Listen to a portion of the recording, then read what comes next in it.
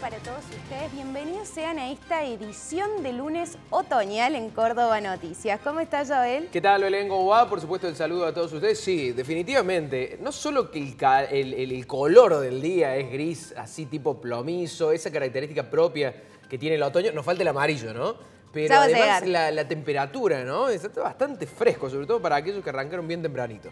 Así es, la máxima para hoy son 23 grados, pero ya le vamos a estar contando cuando nos asomemos a la ventana. ¿Qué temas tenemos para hoy? Bueno, vamos a estar hablando del Consejo de la Magistratura, quizás para aquellos que no siguen lo que tiene que ver con el ámbito judicial o particularmente las sanciones, que es una de las competencias que tiene este órgano a nivel nacional, no le encuentren mucha relevancia al tema, pero créanme que es sumamente importante porque, salvo los jueces de la Corte Suprema, en lo que tiene que ver con jueces federales, este organismo decide, por ejemplo, sanciones, nombramientos y demás. Fíjense lo importante que es.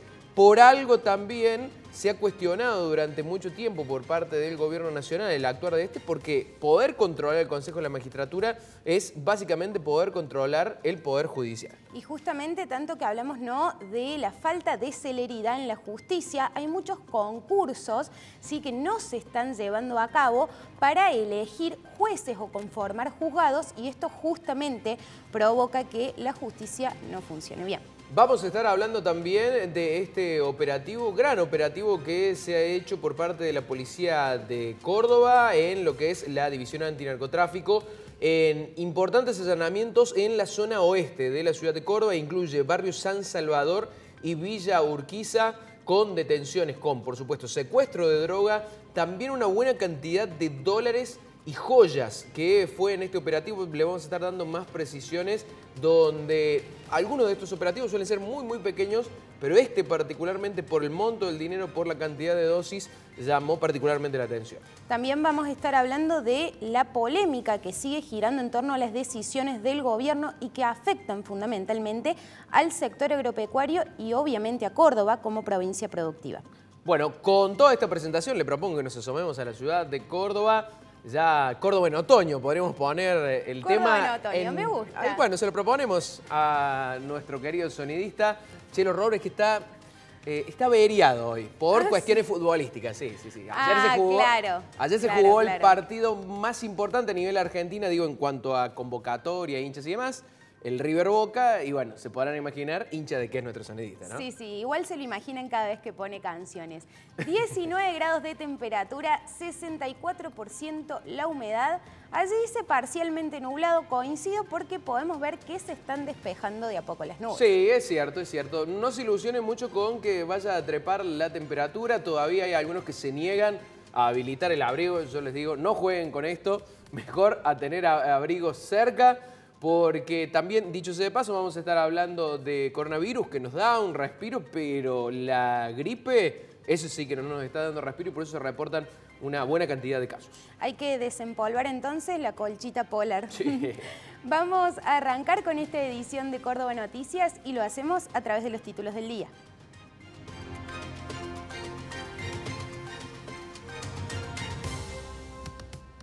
Crisis en el frente de todos. Cafiero llamó a mantener la coalición. El canciller Santiago Cafiero reconoció que este espacio político atraviesa un momento crítico y que se vio principalmente reflejado durante la votación por el acuerdo con el Fondo Monetario Internacional.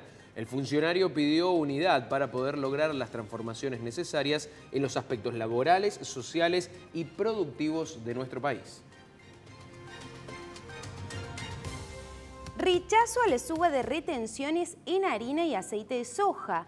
La Bolsa de Cereales y 4 cadenas de valor agroindustrial se pronunciaron en contra de las retenciones para la harina y el aceite de soja. Manifestaron que la suba de impuestos frena al sector que más empleo y divisas genera, más teniendo en cuenta que la sequía redujo el volumen de la cosecha. En torno a la guerra entre Rusia y Ucrania, enunciaron la necesidad de producir más y con mayor valor agregado para atender a esas demandas. Guerra en Europa. Rusia ataca nuevamente con misiles hipersónicos. Rusia anunció que por segunda vez utilizó misiles cruceros e hipersónicos para atacar una reserva de combustible al sur de Ucrania. Estos misiles pertenecen a las nuevas armas construidas por el país dirigido por Putin y tienen como base destruir el adversario de una manera inesperada y eficaz. El primero de este tipo de ataques se realizó el sábado en una almacén subterránea de armas en el oeste de Ucrania con el misil Kinzhal. Aumenta el piso mínimo de las jubilaciones provinciales en Córdoba. El gobierno de Córdoba anunció para abril una jubilación mínima de 34.000 pesos y de 12.000 en el complemento previsional solidario. De esta manera, ningún jubilado ni pensionado cobrará menos de 46.000 pesos. Esta medida de aumento fue generada teniendo en cuenta el contexto económico de escalada inflacionaria. Detuvieron a una banda narco en Córdoba. Secuestraron 5.050 dosis de cocaína, joyas varias, 2 autos, 34 cartuchos de arma de fuego, 151.000 pesos y 14.000 dólares, un televisor 80 pulgadas, una máquina contadora de billetes y un sistema de cámaras de seguridad. Quedaron detenidas 4 mujeres y un hombre. Chocó un auto, huyó y atropelló a un hombre a caballo. Buscan a una camioneta Chevrolet S10 que colisionó con una persona a caballo en barrio Villa Brizuela de la localidad cordobesa de Villa Allende. La persona herida es de Marcos Díaz, de 21 años, que sufrió varios traumatismos, según el servicio de emergencias, y se encuentra internado en el hospital Elpidio Torres con pronóstico reservado. Córdoba, fin de semana trágico en las rutas. Este fin de semana, en distintos lugares de la provincia se produjeron accidentes con víctimas fatales. En la ciudad falleció un automovilista que chocó contra un cantero. Por otro lado, en una localidad del interior murió un motociclista que impactó contra un camión y se sumó a otra víctima fatal al colisionar un auto y un camión en la ruta C45.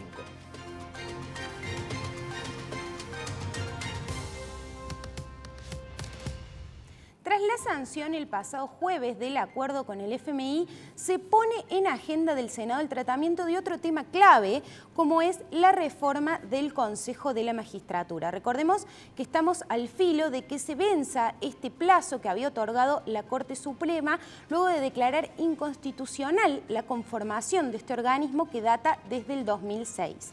Justamente para más detalles y para hablar sobre este tema con más profundidad, ya lo tenemos en línea a Carlos Matterson, vicepresidente del Consejo de la Magistratura de la Nación. ¿Cómo está, doctor? Joel y Belén lo saludan desde Córdoba Noticias.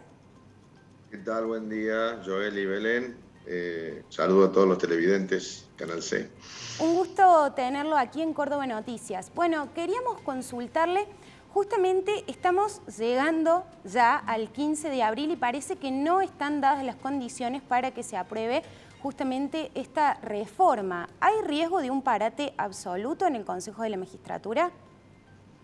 Bueno, tenemos que recordar que el pasado 16 de diciembre la Corte Suprema emitió un fallo sobre un planteo de inconstitucionalidad de la ley que rige actualmente al Consejo de la Magistratura, ordenando, en primer lugar, exhortó al Congreso que dictara una nueva ley que respete el equilibrio perdido con la ley 26080, que es la que rige actualmente, el equilibrio entre los estamentos políticos y los estamentos técnicos. Y además, en el caso de que no hubiera ley, en el término de 120 días, debe integrarse el Consejo con la cantidad de 20 miembros, que era el número de consejeros que existían en la ley anterior. La actual ley tiene una integración de 13 miembros, es decir, que hay que integrar estos 7 miembros antes del 15 de abril, porque también la Corte dijo que si el 15 de abril no está integrado el Consejo con los 20 miembros y no hay ley, todos los actos posteriores a esa fecha serían nulos. Así que bueno, a ver, los riesgos existen, por supuesto, porque si no se integra y no hay ley, hay que ver cómo sigue para adelante. De hecho, que el Poder Judicial de la Nación no puede paralizarse, porque recordemos que el Consejo de la Magistratura también tiene como uno de sus funciones la administración de todo el presupuesto del Poder Judicial de la Nación, es decir, el gasto en salarios y en insumo y en infraestructura de todo el Poder Judicial de la Nación está en manos del Consejo de la Magistratura. Por lo tanto, obviamente que dado el caso de que no hubiera ley y no pudiera integrarse, alguna solución deberá darse por lo menos a lo administrativo. La verdad es toda una incógnita de lo que vaya a ocurrir. De cualquier manera le aclaro, de los 7 miembros que se tienen que integrar, 2 corresponden a la abogacía, a los representantes de la abogacía, 1 a los representantes de los magistrados, un representante del sector académico, 1 de la Cámara de Diputados de la Nación y 1 del Senado de la Nación, más el presidente de la Corte, que sería el presidente natural del Consejo de la Magistratura. Es decir, tanto los abogados, magistrados y académicos están en proceso de selección, porque hay elecciones en marcha. El 5 de abril eligen los abogados, el 7 de abril eligen los magistrados y en principio el 18 de abril, que está fuera de la fecha, se elegiría el académico. ¿Qué pasa? Acá el problema es, me parece, decidir quién es el representante de la Cámara de Diputados y quién es el representante de la Cámara de Senadores. ¿Por qué? Porque el que tenga que integrar, tanto la Cámara de Diputados como la Cámara de Senadores, de la segunda minoría, de acuerdo a la ley anterior que fue repuesta con el fallo de diciembre. Por lo tanto, me parece que la discusión pasa por determinar quién es la segunda minoría. Hasta hoy, la información que tengo es que en el Congreso no se ponen de acuerdo quiénes serían los representantes de la segunda minoría, con lo cual, evidentemente que eso podría frustrar la integración de esos 2 miembros al nuevo Consejo de 20 miembros. Claro, claro. Doctor, particularmente, ¿confía de que esta ley que debe salir por mandato, al fin y al cabo, de la Corte Suprema puede llegar a ser superadora? Y se lo consulto porque la ley que fue declarada inconstitucional allá por 2006, cuando fue sancionada, es exactamente el mismo oficialismo, con algunas variantes en la alianza, pero que estaba gobernando en 2006 y que gobierna actualmente. Bueno, mire, yo pienso que las diferencias no son tantas, salvo un solo punto que puede ser el dirimente. Hay proyectos de la oposición de que plantea la integración como era anteriormente, de 20 miembros, puede haber variantes, puede ser menor el número. El oficialismo plantea un consejo de 17 miembros, pero ¿cuál es el punto que, más trae problemas para poder aprobar esta ley? Es que el oficialismo no quiere que un miembro de la Corte integre el Consejo de la Magistratura y la oposición sí. Y en la oposición hay, un par de posiciones. Una es que el integrante de la Corte debe ser el presidente y lo debe presidir el Consejo. Hay otras opiniones de que debe integrar un miembro de la Corte, pero no necesariamente tiene que ser el presidente de la Corte. En el oficialismo me parece que no, ellos rechazan esa posibilidad de que un miembro de la Corte esté dentro del Consejo de la Magistratura, menos que lo presida. Por lo tanto, si no se supera ese punto, me parece que no va a haber ley, por ahora.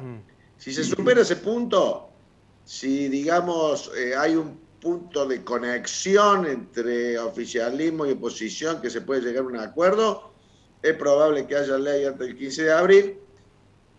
Aparentemente se suspendería todo este proceso, de selección, tanto del abogado, magistrados, académicos, para comenzar con, la funcionalidad de la nueva ley a partir de la nueva elección de todos los consejeros que se tiene que dar en el curso de este año para asumir en noviembre. Porque tenemos que tener en cuenta que los 7 consejeros que se integrarían ahora solamente tienen mandato desde abril hasta noviembre, que es cuando se renueva totalmente el cuerpo.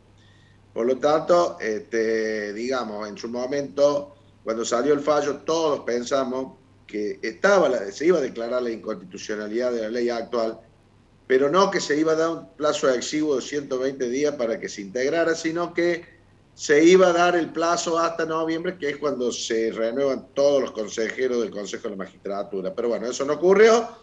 Estamos en este proceso de integración o ley. Yo hago votos para que la ley se sancione definitivamente, porque además debe ser una ley que recoja la experiencia tanto de la ley anterior, la 24937, que es la de 20 miembros, como esta ley de 13 miembros, que tuvo algunas modificaciones con respecto a la interior. Por lo tanto, cualquier ley que se sancione debería ser superadora de estas dos leyes, ¿no? Y tener un nuevo Consejo de la Magistratura, una nueva ley de Consejo de la Magistratura que empiece a regir a partir de noviembre del corriente año. Si bien es una pregunta muy general, pero vale en este contexto, Carlos, quiero consultarle cómo ve el funcionamiento de la justicia hoy por hoy.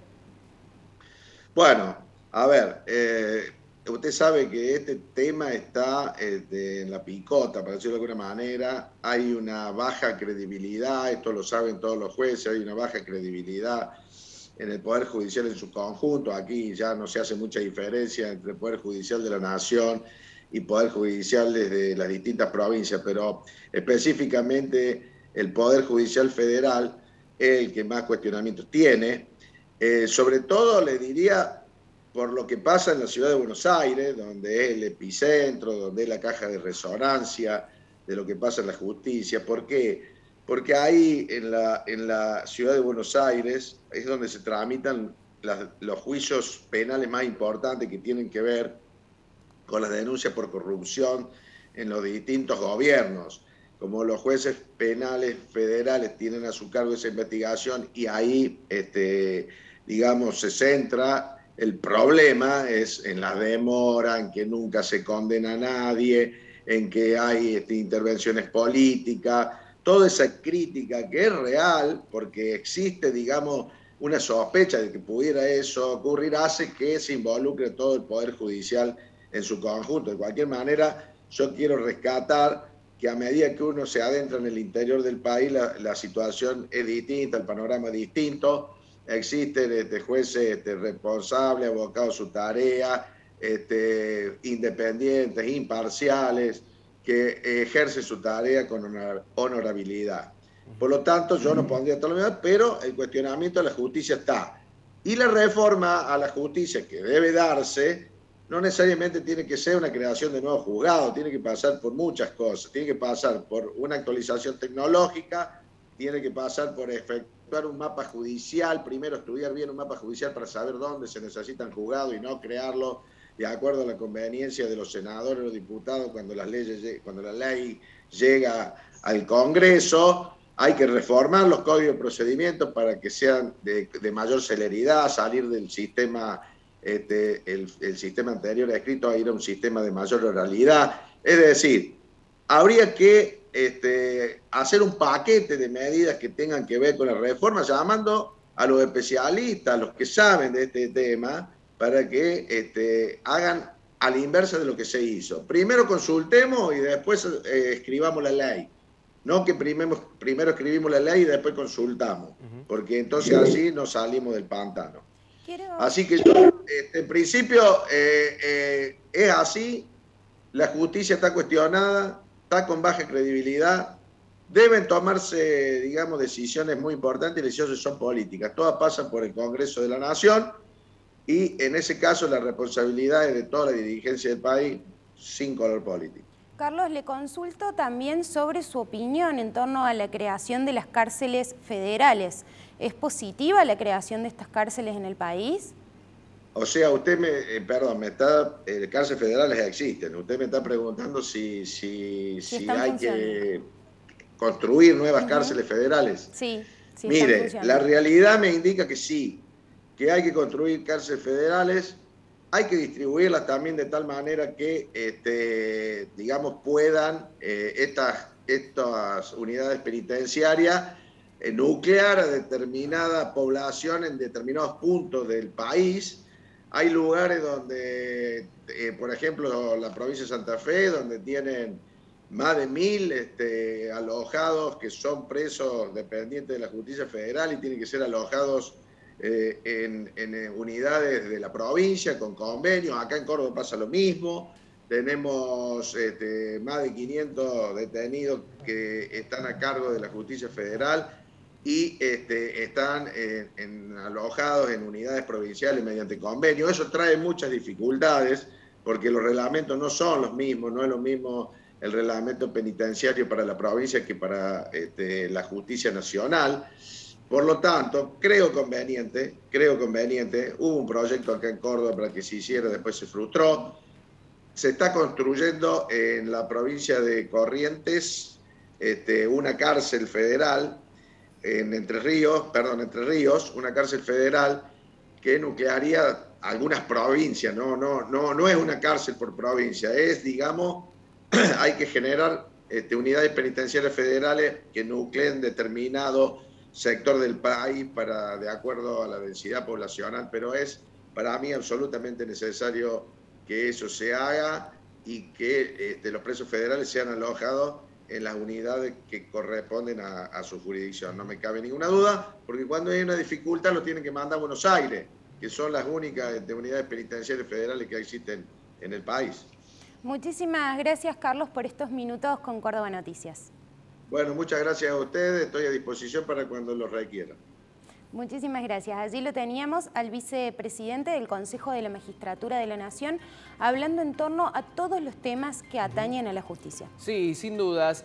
Sobre todo no hay que perder de vista esto, el gran rol que tiene el Consejo de la Magistratura en lo que refiere a justicia federal. Pero no hay que caer en la trampa del argumento político de que uno le pregunta a un ciudadano común y justamente cae en esta incógnita. ¿Funciona bien la justicia? No. La justicia es lenta, pero normalmente cuando el ciudadano común se refiere a esto, se refiere a que un robo tarda varios años en juzgarse, un homicidio simple también tarda mucho tiempo, y eso no pasa por el Consejo de la Magistratura, sino que depende de las justicias provinciales. Cada provincia tiene su propia justicia, y es el argumento, y por eso recalco esto, que se ha utilizado a nivel político para poder cambiar la ley, para que tenga una conformación mayormente política el Consejo de la Magistratura y básicamente que se corre el riesgo de que la política o el partido gobernante de ese momento, que tenga mayor integración en el Consejo de la Magistratura, designe a los jueces. Y eso es lo sumamente preocupante, porque se corre el riesgo de que esos jueces respondan a intereses políticos. Olvídese de que vaya a haber un juzgamiento y condena a alguien que esté acusado, sospechado de corrupción, por ejemplo. Esos son los temas fundamentales que dirime la justicia federal, ¿no? Corrupción, lo que tiene que ver con narcotráfico, pero a gran escala, simplemente por mencionar algunos, pero el resto de los delitos son toda justicia provincial que no dependen de este Consejo de la Magistratura. Coincido, Joel, y bueno, el problema en Argentina siempre ha sido la separación de los tres poderes. Ni hablar. ¿No? Vamos a una breve pausa y ya continuamos con más información.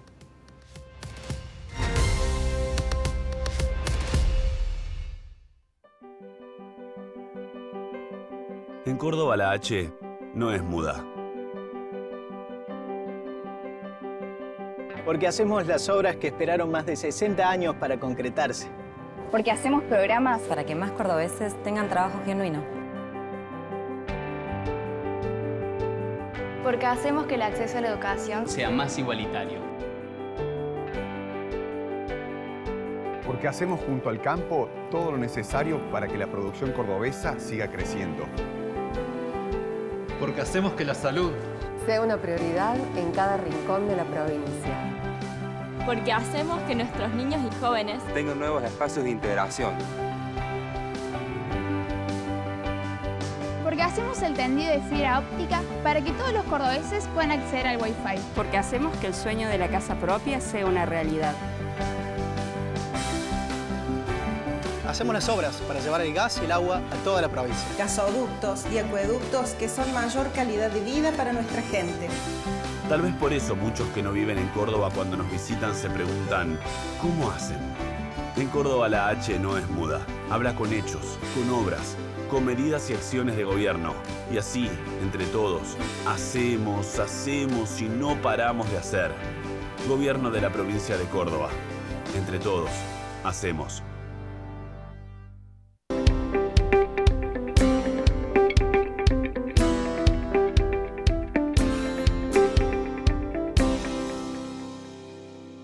En este mundo dividido nos quieren etiquetar de un lado o del otro. Agotador. Por eso cuando dicen Hades no va con el café, golazo. O Hades es solo soja, verso. Tenemos semillas, almendras y más frutas. Porque al igual que vos, no nos dejamos etiquetar. Hades.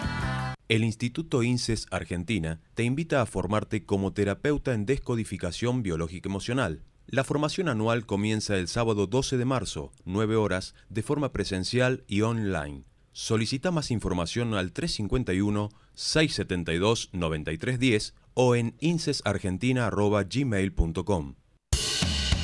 Con Alcance Planes, vos podés ser uno de los miles alcanzadores de deseos. Alcanzá tu casa, auto, moto o lo que quieras, con una cuota mensual mínima y cuando salís adjudicado, no pagás más. Con Alcance Planes es más fácil. Dale, sumate vos también.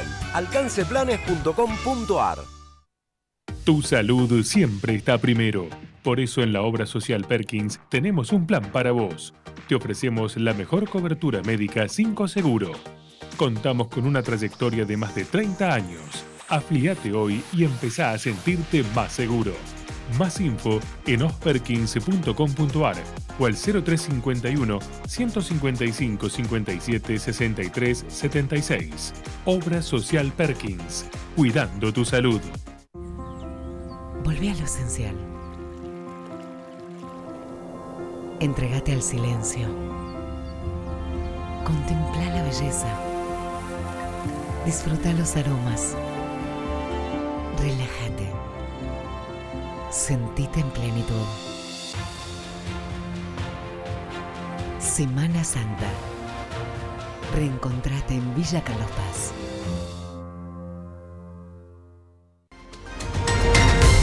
Años, parece mentira, desde que arrancó la pandemia y que afecta fundamentalmente a nuestro país. Ya la tenemos en línea a Graciela Sadino, presidenta de la Sociedad de Infectología, justamente para realizar con ella un balance de lo que han dejado estos años de pandemia. ¿Cómo está, Graciela? Joel y Belén la saludan desde Córdoba Noticias.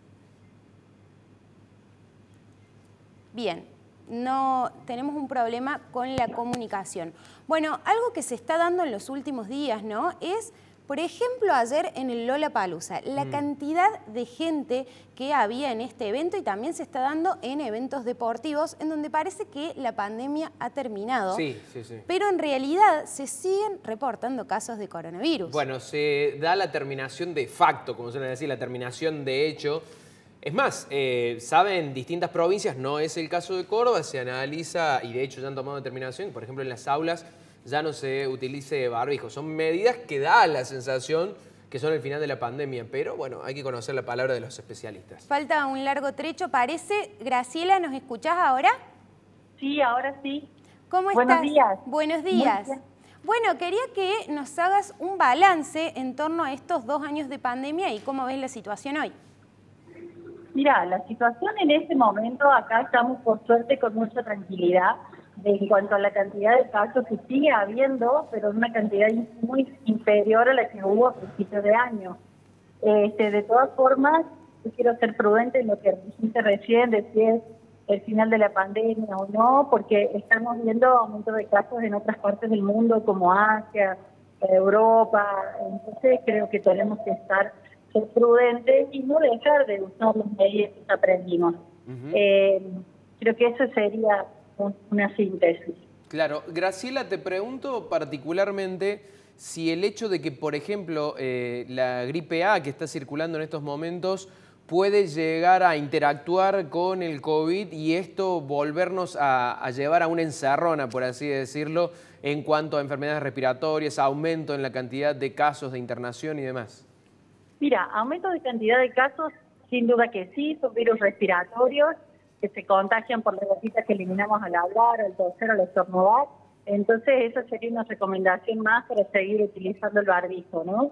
Pero la gripe que está, digamos, hay un aumento inusitado de casos en este momento, es la gripe estacional, la que habitualmente tenemos todos los años. Yo no creo que por eso podamos tener necesidad de una cuarentena.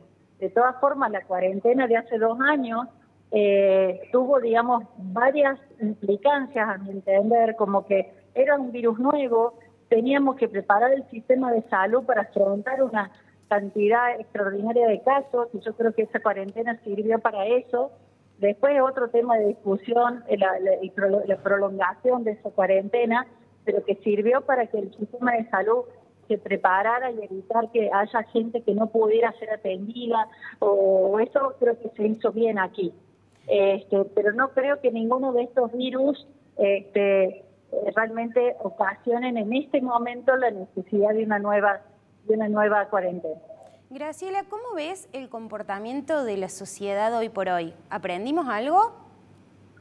Y yo supongo que siempre aprendemos, pero en cuanto al tema del uso del barbijo y eso, yo veo como que hay más cansancio, hartazgo del uso. Yo no creo que nadie deje de entender la necesidad de cuidarnos, ¿no? Pero creo que mucha gente ya se hartó del barbijo y le resta la importancia que está comprobada de disminuir el contagio interpersonal, ya sea de COVID, de influenza o de cualquier otro virus respiratorio. Ahora te hago la pregunta inversa, Graciela. El hecho de haber usado 2 años el barbijo y ahora, por ejemplo, quitarnos, en algunas provincias, lo mencionaba recién, por ejemplo, en las aulas ya no se va a exigir el uso, ¿nos puede volver más vulnerables? Digo, porque es una primera barrera que ahora no la vamos a tener. A ver, el hecho de haberlo usado no le resta efectividad. Al contrario, nos dio suficiente tiempo para saber que verdaderamente sirve. La verdad es que desconozco por qué algunas provincias lo han dejado de usar. Yo creo que tiene que ver con algunas cuestiones no sanitarias, como en los niños, cuestiones de aprendizaje, educación y eso. Pero en la mayoría de las provincias y aquí en Córdoba la idea es mantener ese barbijo hasta que pase la temporada de virus respiratorios, que va a ser hasta finales del invierno, ¿no? El uso de barbijo, entonces, la recomendación que sigue siendo fundamental y la pandemia no ha terminado. Muchísimas gracias, doctora, por esta comunicación con Córdoba Noticias. Gracias a ustedes, que tengan buenos días. Allí le teníamos a la doctora Graciela Sadino, presidenta de la Sociedad de Infectología, haciendo un balance en estos 2 años que se cumplen de la llegada de la pandemia. Nos damos una vuelta por www.canalc.com.ar, Canal C, encargado de la producción general de Córdoba Noticias.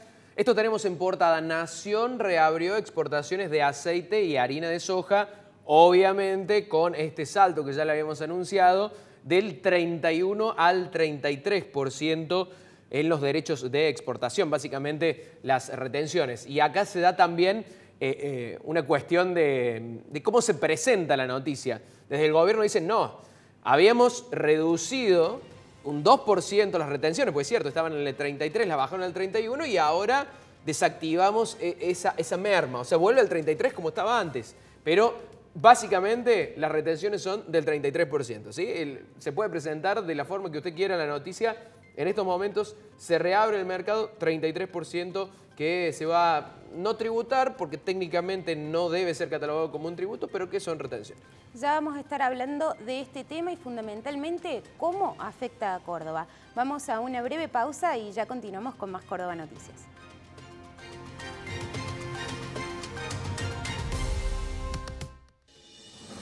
Avanza la descentralización operativa de la ciudad, brindando más soluciones a los vecinos. El intendente Martín Yarlora inauguró en San Vicente el 6º centro operativo, fortaleciendo un modelo de gestión basado en brindar más y mejores servicios a los cordobeses. Ahora, la zona este de la ciudad tendrá respuestas más rápidas ante necesidades cotidianas referentes a infraestructura, iluminación, limpieza y mantenimiento urbano en general. Continuamos recuperando la ciudad barrio a barrio y mejorando la calidad de vida de todos.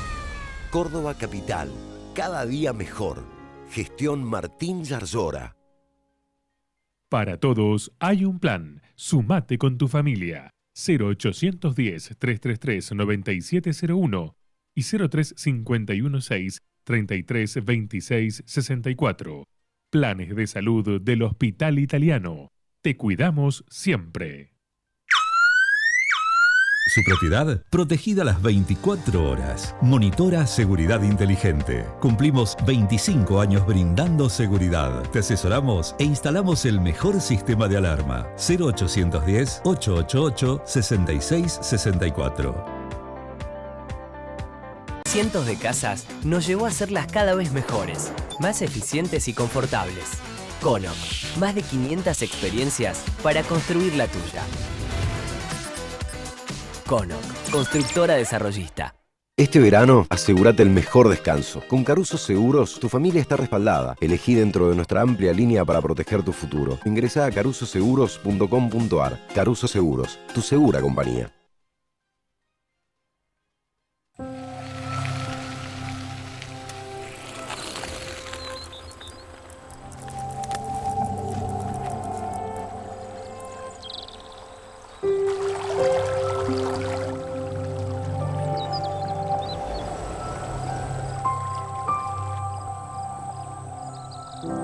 Verano en Córdoba. Vení, conectá, recarga. ¿Sabes cuánto consume el aire acondicionado de tu casa? Consume el equivalente a 161 lamparitas LED, o a 18 televisores LED de 40 pulgadas, o a 21 heladeras. Ya sabes, usa tu aire acondicionado eficientemente, siempre a 24 grados, evitando que ingrese aire caliente del exterior y limpiando el filtro frecuentemente. Así, ahorras energía y cuidas al planeta. EPEC, para seguir creciendo juntos.